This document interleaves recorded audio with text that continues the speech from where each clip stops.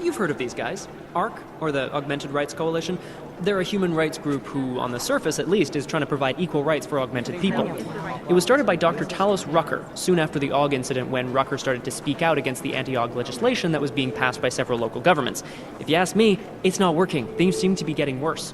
ARC preaches non-violence, but a string of terror attacks has put them on the terror watch list. So I'll let you be the judge. Listening to this police chatter? Dr. Talos Rucker, former limb clinic doctor and current leader of the Augmented Rights Coalition.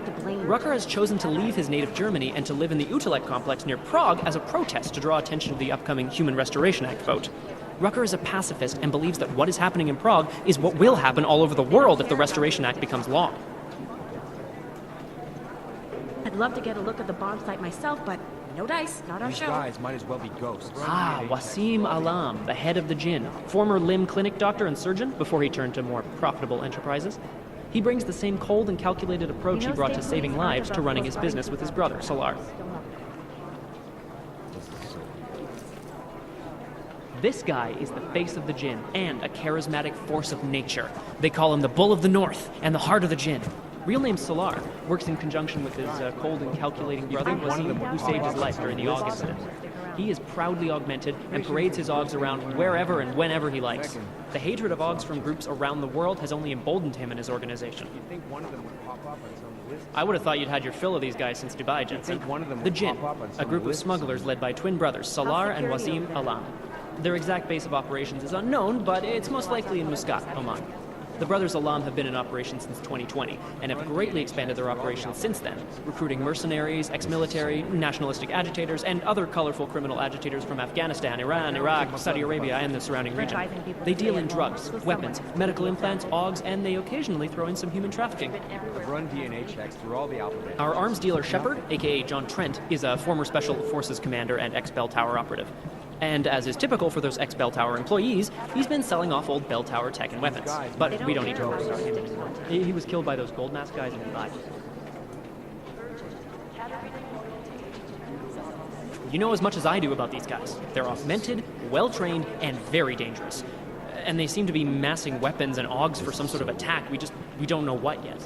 How's security over there? Purity First is an anti-AUG group dedicated to keeping humans human, all pure, no augmentations. In their obsessive pursuit of this goal, they have taken extreme measures and are suspected of being responsible for multiple acts of breaking and entering, vandalism, and theft. On occasion, they've even become violent, being implicated in several assaults and murders as they push for their goal of human purity. They've been quiet since the incident. Run DNA checks through all the alphabet.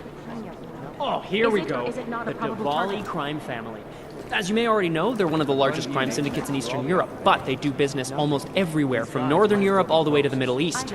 After their humble beginnings in a coastal town in Georgia, the Diwali quickly moved from gambling to more lucrative criminal enterprises, till they found their specialty, smuggling, which includes human trafficking too. The Diwali can get anything to anywhere. It's as if borders just don't exist to them. But their rapid expansion came at the cost of their Georgian purity, when they started incorporating an ever-increasing number of Russians into the group. If you ask me, I think a major power struggle is coming within the Diwali. One of the old versus the new.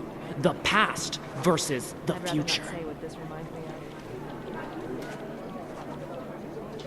Ah, the elusive Radic Nikoladze. This guy's a piece of work. Driven and ruthless. When he came up, he was the youngest boss in the Diwali crime family. The man spends more money on suits than most people spend on their houses. But don't let the looks and the haute couture fool you. He's the boss, he's in control, and he's squashed more than a few people who've tried to take him down along the way. My God, it's a comedy of errors. Otar Botkavelli. This guy's a classic. They don't make many like him anymore. Sharp mind, a real businessman. One of those gangsters who thinks that crime is a necessary evil, no? If it's gonna happen, he's there to make sure people have respect and make good money. Good business. Otar's right-hand man is this guy, Vano. Not the sharpest tool in the shed, if you know what I mean, but he's strong and loyal, something Otar values greatly. The Diwali called this guy Constantine.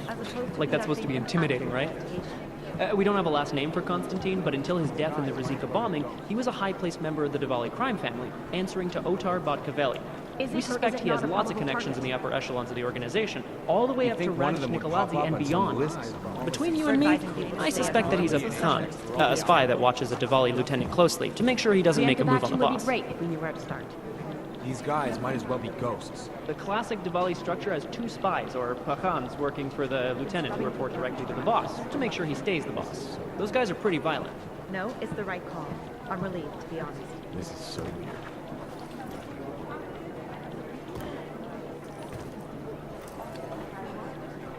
Most likely eyewitnesses Agent Singh, great poker player. I still owe him 100 credits.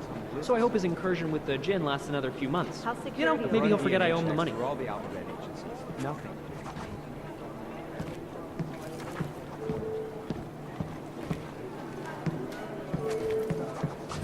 Samizdat is an underground news outlet that likes to think of itself as the real news. They are anti-establishment and anti-almost everything else, including business addresses, so we like to keep our eyes and ears open for any mention of them. You think one of them would pop up? I'd rather not say. The New Sons of Freedom, or NSF, is a small group of militant constitutionalists and secessionists operating in the continental United States, particularly in the Pacific Northwest.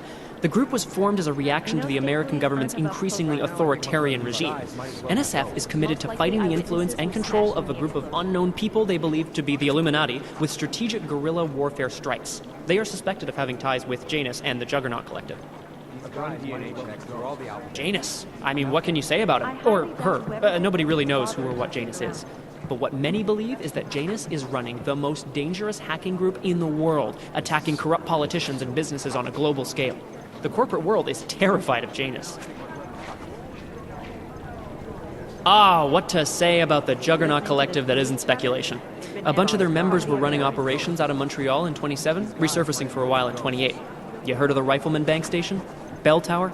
Anyway, the Collective is a group of hacker activists, or hacktivists. God, I hate that word. I'd love to get Dedicated to the bonds cause like of freedom. myself, but no At dice, least not that's our what they show. say, How's or security? what their actions appear to say. They fight corruption by exposing hypocrisy and protecting the unprotected. No one knows the real power structure inside of the Collective, but there is one name that echoes over the darknet, and that name that echoes even louder than Hex, and you can talk to Peter Chang if you don't believe me, that name is Janus. And some say Janus runs everything, while others think there is no Janus. Here we go, the Church of the Machine God, and to some, the Church of the Machine, without the God. And then again, to others, the Singularity Church of the Machine God.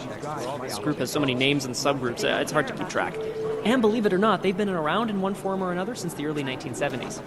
There are a lot of contradictory reports on who they are and what they want, but in general, they all want the same thing. They want to merge their consciousnesses and become one with the machine god through a ritual they call ascension. They're posturing, as opposed to The Church of the Machine God has a leader, but all we know about her at this point is that she's a woman, and they call her Mother. That's creepy, right? I think that's really creepy.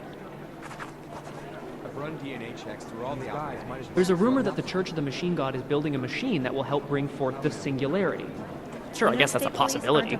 I'm just not sure what they would plug that machine into.